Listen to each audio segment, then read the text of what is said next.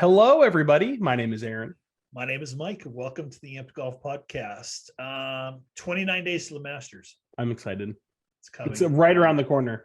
Yeah, it's almost here, so I'm looking forward to that. If you're new to the channel, please consider subscribing. Leave us a comment. And join the fun and hit that like button for us, would you? Do you think there's anything that Tiger Woods could do to get him canceled? He could have another affair. So, according to TMZ, Tiger Woods' girlfriend of the last 6 years is taking him to court over the NDA she claims he made her sign when they got together. Okay. She's citing a law that prohibits NDAs when there's evidence of sexual assault or harassment. Whoa. Whoa, that's big. Right. It's big. So if Tiger is involved in another scandal involving women, does he get canceled this time? Yeah, especially if it's like legit sexual assault charges and things like that. I mean, that's huge. No one deserves to not be charged for something like that if it's true. Like that's some serious stuff. Right. So nobody really knows what she's thinking, but the thought process is she's not really looking for money from him. She's eager to share her experiences with Tiger. Oh boy. So she's going to use this to make money off of too, which of course she is. I don't want to get too far into this. Obviously, like if these allegations are true, then we don't know yet. Yeah. She deserves everything that can be done. No one deserves that. No woman should have to go through that. That's not right. No matter who is the one perpetrating that, that's probably going to be a big end to his career, I would imagine. Actually, I don't see too many people. This one would hurt him, wouldn't it? Big time. Yeah, I think so. Too. Cheating is one thing, but sexual assault is a whole. That's a whole nother. Right. And we bag. Hey, full disclaimer, we don't know anything. Right. All we know is what's being reported right now. And that's very, very little in Tiger's camp, and Tiger's obviously not saying anything. So right. There's not much there. So more to come. I would imagine that if it does come out and there is something. I didn't even see that. Was that like a today thing that was announced? I didn't see that. It happened today. So God, you want to wish the best and hope it's not true, but we'll have to wait to see how it plays out. Do you believe that there's eventually needs to be a path back to the PGA from LIV? I think they're it's a ban, right? Like are they permanently banned from the PGA Tour? According to Monahan, right? They're banned. I'm not the one making the decision, so. Right, but do you think there should be a path back? Because contracts are going to end, right? Yes, they are. What happens to those players when the contract ends? What if they say, you know what, Brooksy, we're not thrilled with how you've been playing. We're going to go find somebody else. Does Brooks Koepka get back to the PGA Tour? No. I don't think his heart's in it anymore. And we'll talk a little bit about that because I've been wanting to talk about the full swing and specifically the episode with Brooks. But I do not think his heart is in it at all anymore. I don't think he has the drive to be the best anymore. Gotcha. If he wants to come back though, do you think there should be a path back for him? That's the question. I don't think that the PGA Tour should be allowed to permanently close the door on players. If they can go back and do the Corn Ferry Tour and grind it out and get their card back again, sure, but I think that's the opportunity. They made their bed by going to LIV. They knew what they were signing up for, and if they lose their contracts or they're out of that sucks. But I mean, you kind of made your bed, Yeah. Here's what Max Homa had to say about the whole thing. Oh boy, I'm he was excited. asked this question. Yeah. So he said, my selfish, petty side would be really frustrated because I have not been annoyed at anyone leaving. It's your own choice and you have to do what you believe you should do. I'm totally cool with that. Things I've been joking about and maybe not so subtle about is some people have said things on their way out that's been quite frustrating. So if they were to come back, I think it would be it would feel kind of nice because it's almost like, oh yeah, never mind. like I do like the PGA Tour, as we who have stayed love the PGA Tour. Right. It's a little disingenuous. But I think that the fact that they went out and, not saying we're a family out here, I'm not super duper close with a ton of guys, but like it does feel like we're all kind of in this together to push competitive golf and push the game forward. Yeah. So I think my petty side would be a little bit annoyed, but also kind of smiling underneath, thinking, okay, welcome back to what you could have just been doing. Right. This whole time. He wraps it out saying, but I think my unselfish side and my realistic side is that, as I just mentioned, all of those guys that you can name that left are great for golf. Champion golfers, interesting golfers, so many great stories across their careers. So of course, I think if I could put my selfish part aside and maybe put on my big boy hat, I would realize that having them back would be a good thing for golf at large. He's not wrong, right? He's not wrong. I mean, getting DeChambeau and Cam Smith and DJ back, I think are like the three big ones for me who it'd be great to see them back on the PGA Tour and competing in tournaments again, and things like that. But, they made their decision. So, and right now that decision is final. There's nothing Jay Monahan's going to do to let them back on the tour. So no, it's still a hair across his ass that he just can't get rid of. Right. So speaking of Cam Smith, there's a thought process that Greg Norman has ruined his chances of Cam ever becoming one of the greatest golfers ever, and potentially the greatest Australian golfer ever, by poaching him and using his Australian roots to get him over to live. What do you think? I tend to agree with that statement. Cam Smith was probably one of the most exciting people to watch on tour. It seemed like he was really getting into the flow of things. He won the Players, really close to winning the Masters, kind of fell apart there. But that year, last year was insane, winning the Open. He was just starting to find his rhythm. And I do think he would have gone down as probably one of the greatest, if Australian golfers, probably. I mean, if he could have at least won a couple majors more than Greg Norman, if he could have won the Masters, he's already better than Greg. Right. Sorry, Greg. But Cam is 29 years old. So it's not like he's got a ton of time left. He's got lots of time, obviously. Right. However, he was hitting his stride, I think. Big time. Alluding to that, right? And starting to really play well and consistently show up in. He was someone that I looked forward to every week to watch. I mean, he was one of my favorite golfers. Yeah, we loved him. We loved the hairdo, and we loved the fact that he loaded beers into the claret jug and chugged the beers out of it. I think that was awesome. Yeah. PXG is laying off 125 workers. Now, that probably more than 125. They didn't give an exact number. They just said more. They're also changing the structure of the retail stores to only be open 5 days a week now. So instead of 7. So I wonder if they're going to choose the weekends as to the ones to cut, or if they're going to, they're closed Monday, Tuesday, and open the rest of the time, because a lot of stiffs work Monday through Friday, the 9 to 5 job. So hard to get into a store. So it's interesting with everything that PXG is talking about and doing, and the new ball that they released that some people like, some people don't, that they're going to be laying off people now. I wonder if times are getting tough for them. Probably. Yeah. I mean, again, it's not really the golf brand that I would necessarily go with if I'm going to get clubs. I don't know. Never swung one. I don't know what they feel like. I mean, it's one of those things where, I'd love to try all the brands and figure out which one works best for me. Right. I like my Mizunos, but I'm open to trying other stuff. Oh, I forgot to mention this.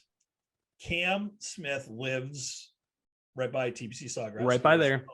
Home course. Is he playing this week?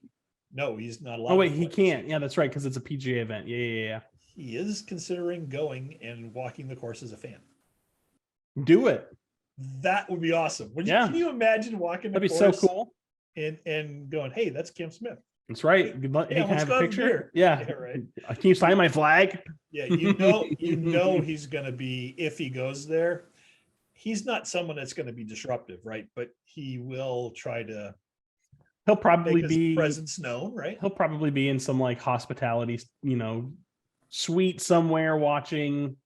I don't think he'll be really meandering around the crowds too much. He might, but I feel like that would get crazy. I mean, he'd get mobbed. People would flock to him. Oh yeah. Interesting. I think that would be cool. So Netflix has green lighted in the PGA Tour, not live. Netflix and the PGA Tour green lighted season 2. Good.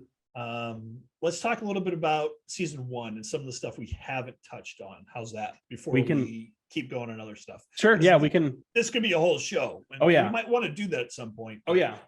What was your favorite episode? So I think it's a tie between, I think it's episode 2 and 3 with Brooks Koepka, like when they were really going and following Brooks, and Joel Damon. Ooh, yeah. I really enjoyed those 2 episodes a lot. I think, again, we talk a lot and we look at a lot of news and, speculation and like speculate on these players. This was a really good show that got you into like their personal lives a little bit and showed you what they were like off the course. And I think for Brooks, I think the big takeaway that I had, and maybe it made me like him a little bit more, was that he was very like real and honest talking all the time, which he normally is, but a lot of times he comes across as arrogant. And he wasn't arrogant about this. He talked really openly about the struggles that he had after he got injured, and it just seemed to compound. Those injuries just seemed to compound. He'd get injured over and over and over again. He wasn't playing well, and he was really frustrated in himself. And you could really see that. I mean, the guy looked almost heartbroken because he wasn't playing well. And I kind of empathize with that a little bit, I mean, haven't been great at a lot of things, but to be really good at something and just to all of a sudden fall off and not be able to attain that greatness again has to be very difficult. And I would imagine that it weighs pretty heavily on him, which probably was a big reason why he went over to live.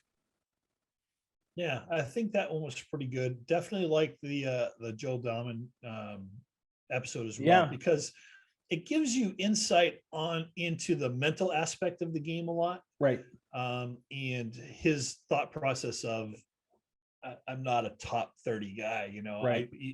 And really putting himself down. Yeah. But his ability to go to a US Open qualifier, think he's out of it after the first round. Yeah. First round, and has to play a second round right after that. So he's having a couple hard seltzers or something like that. And he goes and makes the cut and then almost wins the US Open. Comes in like 3rd place, right? He finishes 3rd place at the US Open, his highest finish at any major. It was incredible. I mean, incredible. And the relationship between him and his caddy was it's something pretty special. So that's cool to watch as well. I did like Tony Finau's episode quite a bit. Me too. And I thought it was really cool to see Tony. So like that was another really good one where you really got to see what it's like for him on the road. He's probably one of the few guys that goes out there with his entire family, and it's not a small family. I mean, he's a Mormon. He has a lot of children. So taking the family is a lot, and he can't just be done playing and then go by himself. He also then has to go be a father, and interact with his kids and just, there's just a lot of other distractions that come with that. And then for him to win twice while his family was, with him is pretty crazy. Yeah, he played extremely well at the end of last season. It's just a matter of time before he wins a major, I think, right? And hopefully we can see that this year. But I thought that was an eye-opening episode. A lot of people were throwing a lot of shade at him, saying, yeah, here you go, using your family as an excuse. And I don't think he did that at all. No, I think he used it as an exception. Yeah. I can still do this and be a family man. And this is how it works for me. Right. And especially, I mean, part of the reason for having the family on board was that his wife had lost her mother recently, and he didn't want her to be alone. So he's like, all right, you're all going to come with me. Like, we're just going to travel together and do it. And it worked, which is crazy. It worked really well too. I lost a little respect for Rory. There's a lot of people that love him, a lot of people that hate him. Very polarizing figure right now. I didn't think it was necessary for him to be sitting there at the end of his episode with throwing out the, fuck you, Phil. And I thought that was maybe taking it too far. Sure. I understand emotions are high, but Phil was one of the people that helped Rory be what he is today, because the tour wouldn't be what it is without the people that came before him, right? So, right. And Phil was one of those people. So I thought it was a little disrespectful. I understand, again, emotions are high, and I don't agree with a lot of the things Phil says anymore. He's out there spewing off again, saying stuff about the tour and the rankings and all that crap. I don't want to get into Phil. This is not a we hate live, we love golf, and we want the best golf possible. I think there's a lot of things about live that I don't like. There's also things about the PGA Tour I don't like, and we're going to get into some of those too. Right. Live right now is out there going, imitation is the greatest form of flattery. Because if you have paid attention to any of the news lately, the PGA Tour has announced major changes for next year. Sure. And those changes include several no-cut events, limited field, big money, and everybody's like, holy shit, they're copying Live. But are they copying Live? Yeah, here's the thing though, like imitation is the best form of flattery, but when the person imitating you is better at it than you are, then you have a problem. Yeah, JT said it pretty good, because he was interviewed and they were talking about this, and this is what he said. He goes, well, it is, the greatest form of flattery. We have an astronomically higher amount of quality players than they do in their events. Oh yeah. For sure. I don't know. I mean, if you're just going to single out those events and have them only be the events we have, then yeah, it's extremely similar. But that's not what they're doing. No. They held a meeting where like 50 tour players showed up, and there's a couple players, and one in particular, and I can't remember his name off the top of my head, was not happy about this. But that player didn't show up to the meeting to hear it out, right? So the PGA Tour is going to throw out 45 events or something to that effect, and 8 of these events are going to be designated as special events that are no cut, limited fields, plus the 4 majors, and plus there's a couple of other events out there as well.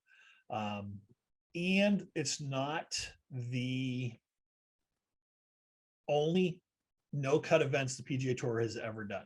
No. So basically what's going to happen is they're going to have 16 designated events next year that include the 4 majors. So 12 and 4.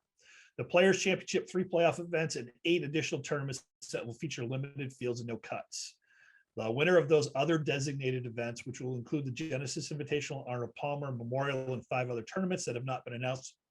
Here's the thing though, will receive 700 FedEx Cup points compared to 500 points for the winner of non-designated events. See, and that's the thing, like, so we're already getting into, and this, so I think watching the documentary, and maybe I fell right into the trap, but I think I came away from watching the documentary with a more bitter taste in my mouth for Liv. It's just one of those things where, again, I think it was just, that's the way that it was, put on me, and I forgot what I was talking about. Just gone.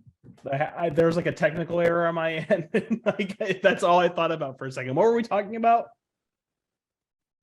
We were talking about you have a bitter taste in your mouth from Liv, but before that, the elevated events.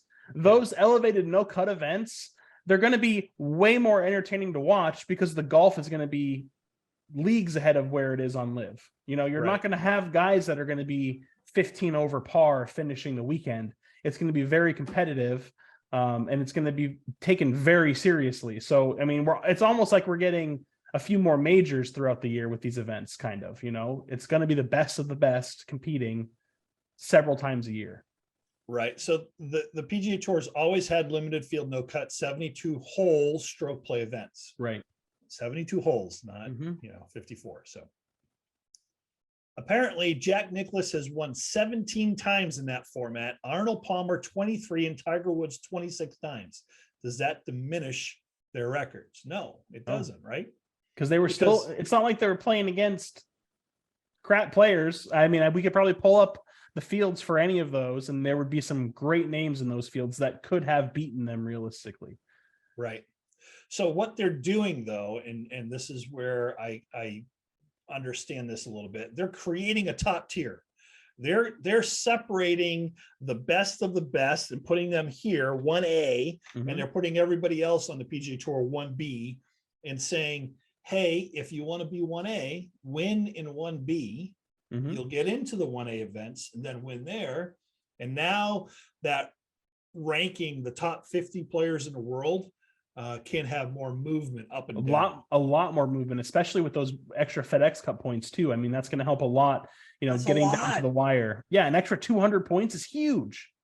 That's a especially lot. especially when it comes down to the end of the year, when those points Right. really matter, and when you're at East Lake and you're all of a sudden, you're starting your weekend 8 strokes under par because you won one of those events and you placed in the top 10 in several of those events too. That goes a long Right. way.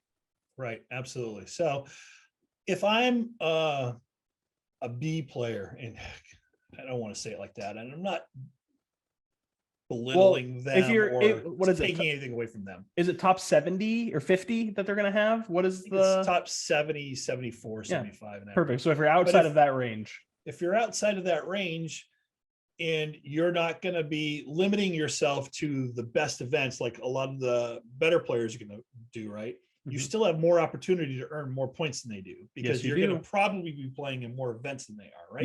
Yes. And it's not like playing for a $1.4 million winner's check is chump change. No, it's not. And it can still give you that living that you were looking for coming out of Q school or college or whatever, right. To be a great golfer. And it still gives you the ability to get into and play into the events. You just have to play better. And you have to play better against the top players in the world. Right. What everybody wants, right? You want to play the best competition you can at that level, don't you? Yeah. Okay. So I like that. Interesting. Yeah. So 8 golfers made the list of the top 50 highest paid athletes of all time, and they made adjustments for inflation. Cool. I'm interested to hear this. The number 2 athlete of all time, Michael Jordan, was number 1. Okay. Number 2 is Tiger Woods. Correct. Yeah. Number 3, Arnold Palmer. Really? Now, is this just off of winnings, or is this just estimated? Everything. Okay. Yeah. I mean, his brand is massive. Apparently, up till his death, Arnold's death in 2016, he was making $40 million a year. Wild. $40 million a year. And it's so crazy. Like we've talked about this a long time ago. Arnold Palmer is one of the people who he is responsible for why golf is so profitable today. Right. I mean, he made leaps and bounds to make sure that players were getting paid and that they could make a living doing this. I mean, he was probably one of the first professional golfers to actually be able to make a proper living playing golf professionally. Right. Number 4 was Jack. Phil's number 10. Yep. Greg Norman at number 15. Yep. Ernie Els at number 31. Gary Player at number 35. And Rory at number 43. Dang. Top paid athletes of all time. Yeah. 8 That's golfers crazy. made the top 50. That's pretty good. That's really good. Speaking of imitation, the sincerest form of flattery, Liv is copying the 16th hole at the WM Open and creating their own stadium hole when they go to Australia on the par 3 12th hole at the Grange Golf Club in Adelaide. I love it. So they're set to construct a stadium-like enclosure right around the hole, modeled exactly after the one at the 16th at TPC Scottsdale. They're thinking that the daily attendance down there is going to be about 20,000 a day. So it's nothing to sneeze at. That's really good numbers. Australia is starved for professional golf. They've talked about that quite a bit. And it's going to be a decent event. I would expect that one to draw pretty good ratings. Yeah, I'm surprised the PGA doesn't do anything down there. I mean, given, how, I mean, it would work out great with Australia being in the Southern Hemisphere during the winter months. You could have stuff going on there, and it'd be perfectly fine. I mean, I don't know why they don't do that more often. Right. I think that Australians really want that. Yeah. And they're pissed off that they don't get more of it. So I can see that. I can see that.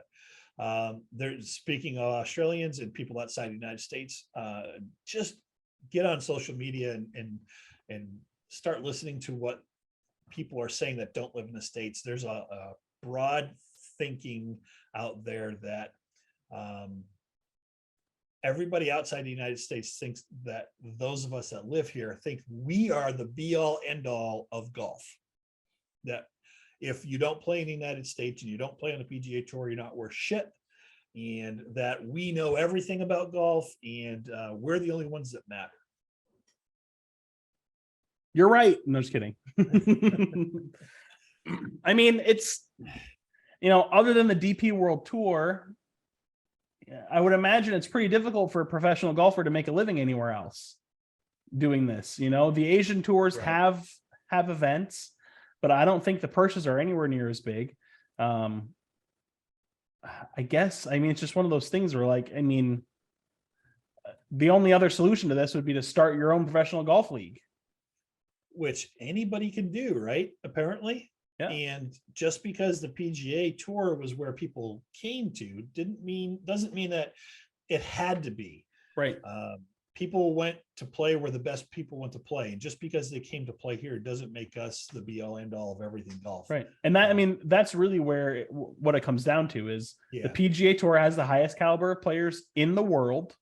Yep. And if you are a serious professional golfer and you want to be taken seriously, you want to play on the PGA Tour. And I'm not trying to say that to sound like I'm better than anybody, but that's just the reality of what it is. If the DP World Tour was the highest paying tour in the world, had the best golfers in the world playing there, everyone would be in Europe playing. People would flock there. Yes. And that's just what it comes down to. But that didn't happen. So no. I sent you some stats today. Let me pull it up real quick here. To my email? I don't want to get it wrong. No, I texted you. So it was about Minjee Lee. Oh, yeah. Yep.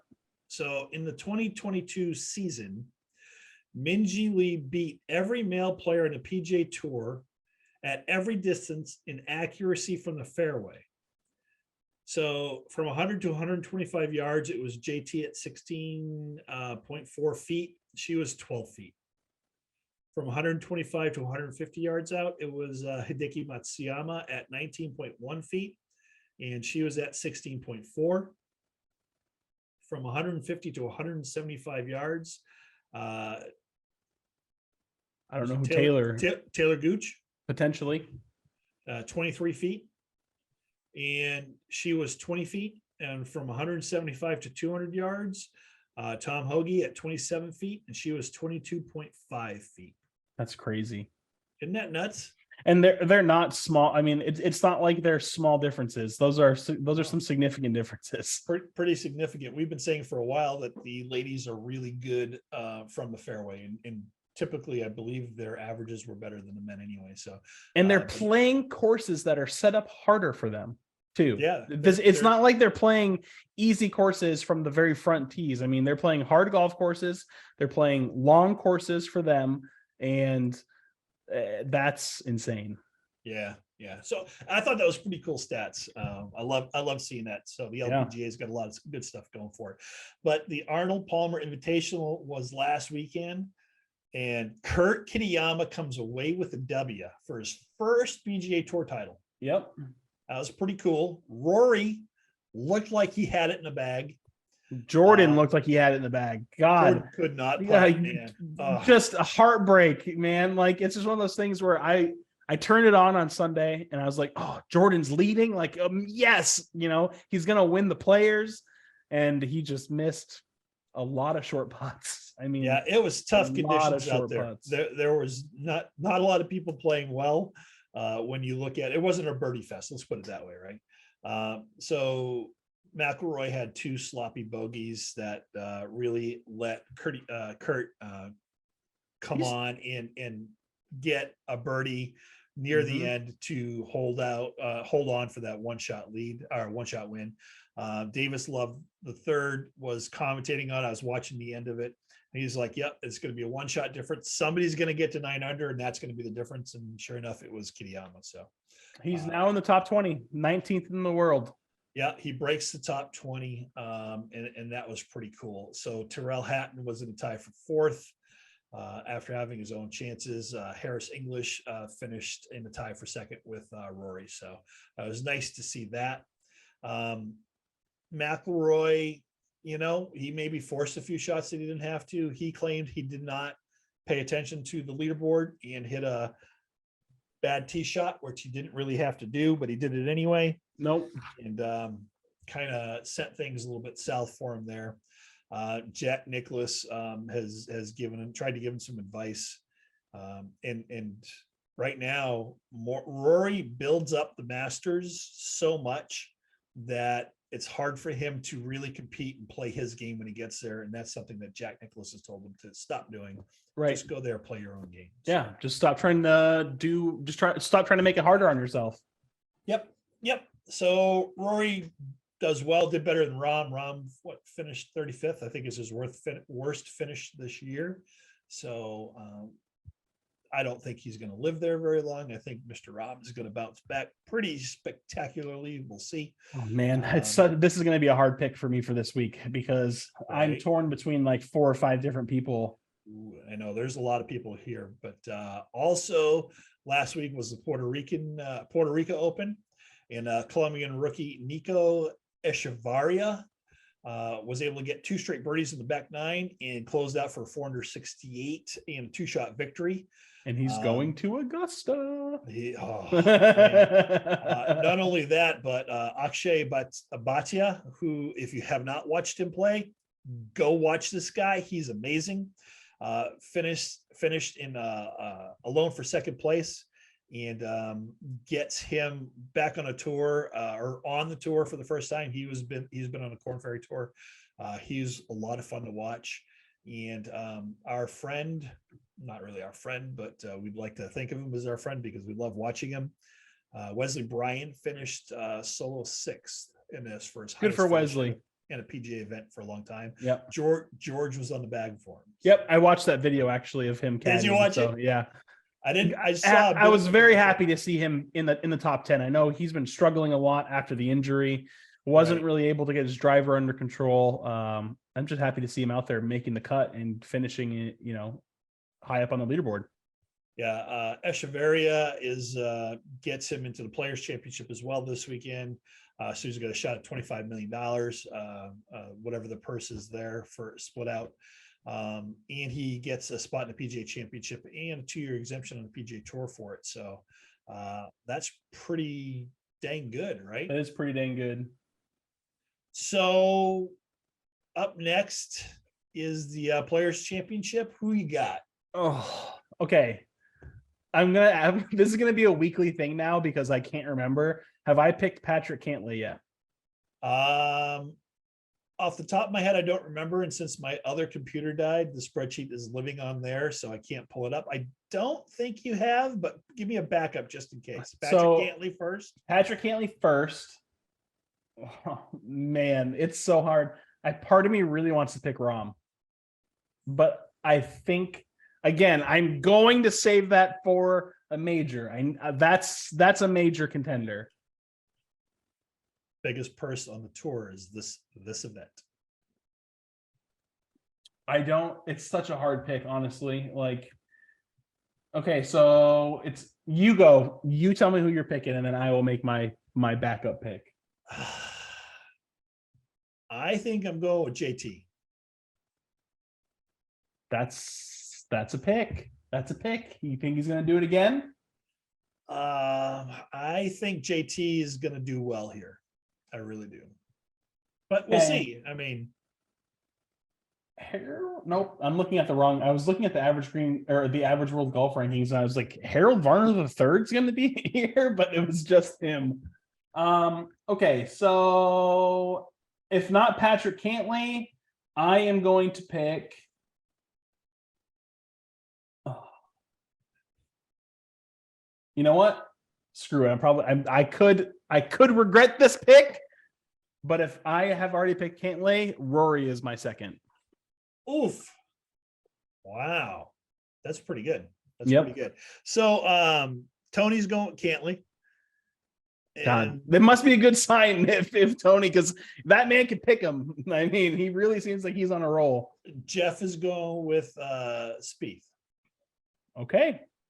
So there's some pretty interesting tee times and groupings here. Finau, Tom Kim, and Cantlay are playing together to start on Thursday morning. Who else we got? Siwoo Kim, Webb Simpson, Terrell Hatton. That's an interesting one. Rahm, Scheffler, and Rory going out together. That's a really good one. Johnny Vegas is playing with Ryan Fox and Peter Malnati. Who else we got? Matty Fitzpatrick, Victor Hovland, and Shane Lowry. And that Rahm, interesting. Scheffler, and Homa, Thomas, Spieth. It's gonna be fun. Hopefully Hulu has some good coverage, because lately it's kind of been a little crap for me. Like, it seems like they're not really showing the good featured groups. Really? Yeah, it's weird. Interesting. So what do you got on this course? It's a pretty iconic course, right? Yeah, and we've talked about it. I think we talked about it last year a little bit too on a Yeah, podcast. But just a brief summary for those of you that didn't listen. It's designed in 1980 by the legendary Pete Dye. He was apparently the first choice. Like, they didn't want anyone else designing this golf course. He had a lot of experience designing golf courses on really swampy land. So he was the obvious choice there. It's specifically built for this championship. This is the reason they built it, and was the first stadium course of its kind. The way that the course is laid out, all of the golf is done lower than all of the surrounding spectator spots. So all the grandstands and spectator locations are up, raised above the golf course to give spectators a really good look down onto the action. You can look around the area and see several different holes around you. So, you're constantly seeing golf shots pretty much all the time that you're there. Nice. The land, and I think we covered this last time, this is a cool little tidbit. The land that was used for this was purchased for $1. I remember that. 570 some acres was purchased for $1 to build this. Florida swampland. Yes. After the course was built, it was considered by a lot of golfers to be too hard. Really? A lot of professional golfers, I think it was 83 or 82 when the first tournament was held, hated it. They thought it was too hard. They thought that it was designed to embarrass them and make them look bad. Which, wow. Again, I mean, it's considered one of the hardest courses on tour, but that's one of the reasons why it was built, was to test golfers and to make the great golfers look great. And if you don't have it that week, you're gonna go home and you're not going to be too happy about it.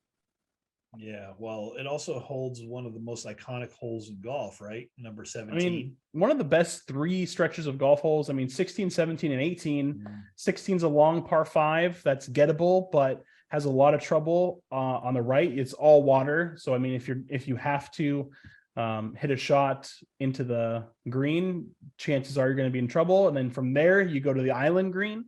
And then from there, you go to 18, which is, again, all water on the left-hand side. And if you're going for a hero shot, you have to carry the water and land it on the left side of the fairway to get a good look into the green.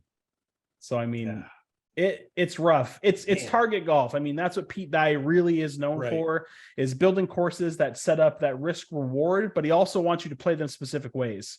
A lot of Sawgrass is set up where you have to hit a draw off of the tee and then immediately hit a fade for your second shot or something of that sort. You have to shape the ball multiple times, You're not going to get a lot of easy shots into the green.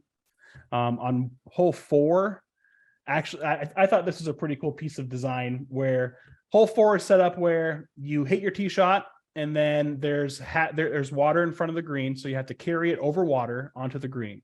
If you hit it on the right side of the fairway, you're fine. You have a perfect shot into the green. But if you're 20 yards left, you're behind a hill that encroaches into the fairway and the green is completely blind.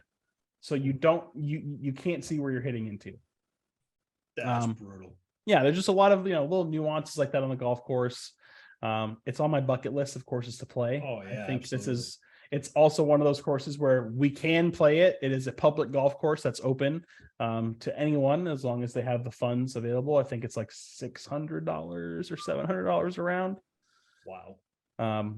But it's Pete Dye. He's one of the goats for golf course architecture. So absolutely. So it's going to be a great week. There's going to be a lot of interesting shots hit here because this course demands precision from the fairway into smaller greens. Yep. You're not looking at huge green complexes here. Right. So you have to hit the ball well. And I think JT is going to come through this week. So you think so, huh? I hope so. I mean, I hope he does too, but obviously I would much rather have Patrick Cantlay win. I think it's a little risky because he doesn't necessarily play the best in March. But he won it. He won it 2 years ago. So yeah, I don't think that I blew my Cantlay pick earlier in the season, and I knew better. I should have waited because I want to hold on to Cantlay till towards the end of the season when he actually starts to catch fire and play well. So it's going to be an interesting week. We're not going to watch pretty much any of it because we'll be at the state archery tournament here in Ohio and helping our team hopefully do well there. So, as long as JT makes the cut, I think that's when it gets serious because he's not a golfer that really goes out and is, you don't see him leading a tournament very often. He's usually on Sunday. It's like, holy shit, he just has 5 birdies in a row. What's happening? Right. He's now leading the tournament. I mean, he plays his best golf on the weekend. So as long as he gets into the weekend, I think he has a shot. Yeah, we'll see. And if Spieth could putt, he'd be great. I mean, hopefully it's it doesn't really fall apart again. So. Man, those putting yips. I get it. Like it sucks. I feel for him. Like I feel like it must be awful going over a putt and just kind of being like, oh shit, Yep. Live Golf doesn't have a tournament till the 17th. So next week where they're in at the Gallery Club in Tucson, Arizona. The LPGA played last week and Ko Jin Young is a champion once again. So almost a year to the day since she had a record shattering victory at the HSBC Women's World Championship. The South Korean came back to Singapore and defended her crown and got her 14th LPGA Tour victory. So awesome. That's pretty good. Lots of heavy rain and delays and things like that. But she shot 17 under and finished 2 shots ahead of Nelly Korda. And became the first player to turn its 15-year history to secure back-to-back wins. Really, really good job. She had a wrist injury that persisted for most of last year, and she broke down crying and had a really emotional hug with her caddy. It was a great win for her, so really happy to see that. She was thrilled.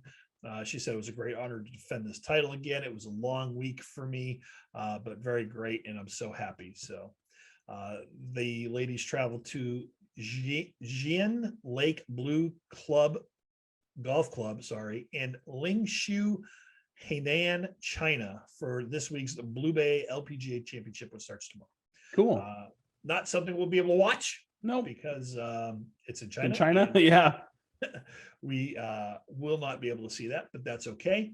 World rankings, not much of a change here.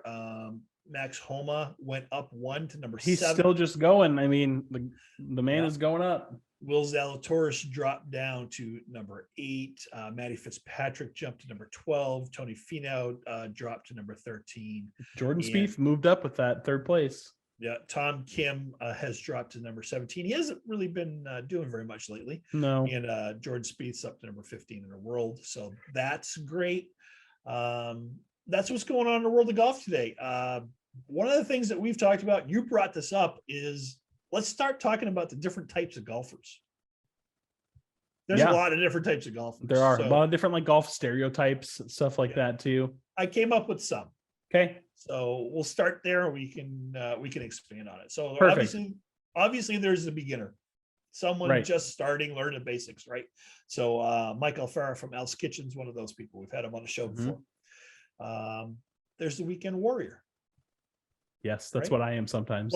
Play on the weekends. That's pretty much it. Enjoy the game and socialize with friends. Right? Yep. That's all we're doing. You have the casual golfer, guy that plays golf occasionally, doesn't take it very seriously. I don't think we fit into that role. No. The senior golfer, we'll let Jeff own that one. That's right. Jeff can be the senior golfer. Jeff could be the senior. Isn't Mary older than Jeff? Yes. But just saying. I think we'll give it to Jeff. Yeah. Because he's not here to defend himself. There you go. There's the golf addict. The one that just obsessed. Yep. Plays as often as I possibly can. Yep. I'd say you're probably fit into that a little bit. Maybe. Yep. There's the hacker. Right? Golfers struggle with consistency, can't keep the ball out of trouble. He's been playing for 20 years and still shoots, 120 every single weekend. Yeah. How about the fashionista, the golfer that has to be dressed perfectly every time? I'm about it. Right? Yep, that's not bad. There's the risk taker. That's me. That's dumb. The dumb decision maker. I can hit it through that V in the tree that's 28 feet high.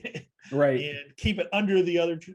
Yeah, that's the risk taker. We've both been guilty of that one, right? Yes, we have. I feel like every golfer is kind of a risk taker too, a little bit, Pretty much, right? Yeah. I mean, sometimes you gotta go for the hero shot. Sometimes you gotta. Didn't come here to lay up. That's right. That's right. Not come here to lay up. I'm not playing in a tournament, so might as well try it. Yeah. There's the tech savvy guy, or gal, always up to date, got the latest equipment. It's got all the latest tools and tricks and stuff like that, right? Yep. Always has a new set of clubs every year. Yeah. The precision type golfer. So the guy or gal that's extremely precise with their shots and focuses on accuracy over distance and everything else. The power guy, the one that, driving for show, and it's all about the show. Yep. Oh, gotta hit it as far as you possibly can every single time. Yep. There's the mental game golfer. So it's all about the mental game. If I could just get my mental game straight, would be great. I feel like that's you and me a lot of times, to be honest. I really do, actually. There's a fit guy or gal, so they're just excellent shape, and it's a way for them to stay in shape. Might play speed golf where they're carrying 4 or 5 clubs and going as fast as they can. The laid back, relaxed golfer, so nothing bothers them, just really relaxed, doesn't get worked up about anything. There's the opposite of that, the intense golfer, where just very competitive, everything is serious. Yep. Counting everything. There's the guy or gal that's the club collector, so they have to collect large amounts of golf clubs and have lots of stuff to choose from. There's a pros, obviously. There's the teacher golfer, the ones that have to teach everybody, no, do it this way, no, do it that way. And the last one I came up with, or actually I didn't come up with this, somebody else came up with this, is the environmental golfer. They got to protect the environment. They're choosing everything that's eco-friendly and trying to save the world by playing golf the right way in their mind. So what do you think? Where do you fit in? Probably a little bit of all, not all of them, but a very good mix of them. I feel like, there are several that I've probably fit into. What about the infinite waggler? Ooh, that's a good one. The guy that gets up to the ball and shakes it out and all right, waggles, steps back, okay, waggle, Sergio with the regrip and regrip and regrip and regrip, right? Or the yardage checker who he's constantly, pulling up the rangefinder. Yep, okay. That's the same guys that go to Top Golf with the rangefinder. Yeah. Yes, those are the guys. Yeah, that also fall into like the too serious type of golfer. Like if you're at Top Golf with a rangefinder, you probably need to calm down a little bit there, bud. Let's relax. Yeah, I'm trying to think. Oh, the I'll wait. I'll let them clear the green type of guy, and duffs it. 100 yards. Yeah, I can get there. I'm 240 out, but if I You know, hit this, I was gonna say, just right, if I hit it right on the nuts, this thing is gonna get there. So I want to make sure. And then they hit it 15 yards in front of them. Yeah, we may have been guilty of that a couple times. yes, we're also guilty of being behind those guys and just going, "Come on, let's go." We've watched you play. You are not going to get there. Yeah. Yep. Yeah, I think we're a combination of all those things. I think so. Interesting. Yeah. I think we have to maybe develop this into something. The mental golfer is a big one because I've lost count of the amount of times we've been on the golf course. Like, God, I just need to let that go. I gotta stop getting so mad. I need to be, better mental game. On the next shot. Yeah. I feel like it's every round of golf. Every time we have that conversation. Every time. If we could just start the round the way we finish a round, right, we'd be really good. Yeah. Yeah. Hey, that's great. Once you're 3.5 hours into a round, fully warmed up, Yeah. Yeah. I don't know. I agree. I think there's a lot of us in a lot of these things. As I was reading through them, it was it makes you think about what kind of golfer do you really want to be. And I just want to be the kind of golfer that goes out and is competitive and enjoys it. Right. Yeah. And no, I don't want to take things too seriously anymore. I actually play better when we're having conversations outside of golf on the golf course. Yeah. And then we stop and focus on what we have to do there. And right. we just move on to the next shot. Right. If we play relaxed, we play better. We've noticed that, I think, both of us. Oh, for sure. Nancy Lopez, who I love dearly because of this, says play happy. Right. And we all play better when we play happy, because the second we get pissed off or down on ourselves, that's when we lose it. Right. Every single time. Every time. It's that, that double bogey. And it's like, God, if I wouldn't hit that shot fat, if I wouldn't hit my second shot fat, I probably would have gotten at least a bogey. And then you just start replaying everything that you did wrong. And then obviously that compounds the mistakes, makes things worse because you're thinking about your swing. You're not just doing it, you're thinking about every aspect of it. Right. So what kind of golfer are you? Leave us a comment or hit us up on any of the social media pages that we have, and let us know what kind of golfer you are, and maybe we'll have a conversation about that. So what else you got for this week, Aaron? Nothing crazy. I did want to so a lot of the information that I got for TPC Sawgrass, I didn't want to use old information that I had said last year. So there's a YouTube channel that I watched called Fried Eggs Golf, and it's a couple guys. They have a website, and it's a lot of it's dedicated to golf course architecture. So I just wanted to shout that out. If any of you listening are interested in that, check them out on YouTube. Go to their website. I'll put the link down in the description. Yep, because video. They have a lot of good videos where they go to a lot of US Open courses, and they just talk about the history, the design elements, what makes them unique golf courses, and it's just really interesting. Yeah, cool. Good guys, got a lot of stuff coming out again. Mike from Al's Kitchen hooked up with Luke Kwan on Instagram, I think, so they started talking about food and stuff like that. I don't want to get into too much of it, but he came up with a great idea that I'm trying to push him to do. So we'll see if anything happens with that. We have a lot of good friends of the show. Please go out and support them. Matt Walter from Matt Walter's Golf Academy, Luke from Whiskey Run Golf Club up in Canada by Niagara Falls, and who am I missing? Swizzy Golf, Eric from Swizzy Golf. Eric, oh my God, Swizzy Golf, Eric, I'm very sorry.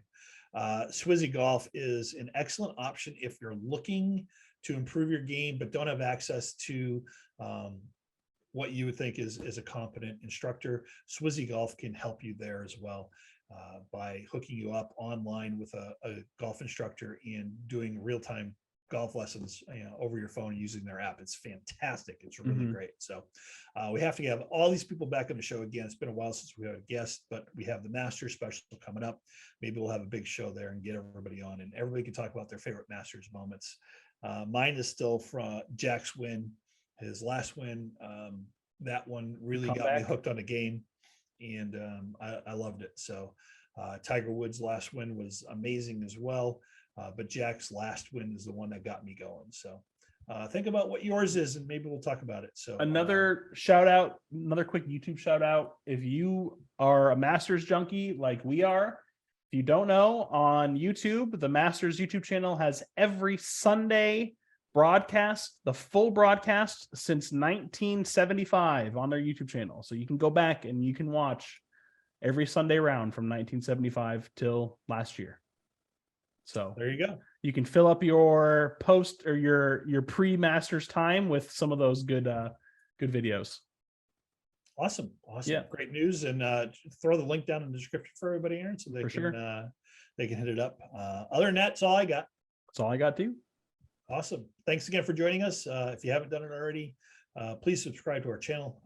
Throw some comments down. We'd love to interact with you, and throw us a like, and we'll talk to you next week. Thanks.